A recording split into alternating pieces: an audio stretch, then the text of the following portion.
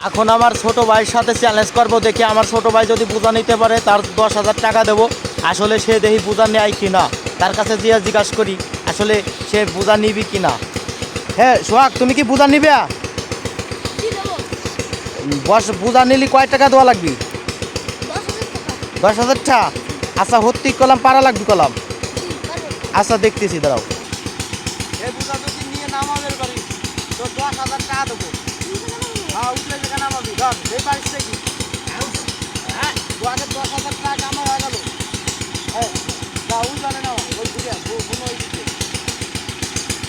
আমার ভাই তো 10,000 টাকা কামাই করে ফেলাইলো, কারণ হচ্ছে দেখেন বোঝা নিয়ে চলে গেছে। মনে করেন ওই যে বোঝা নামা ফেলাইলো।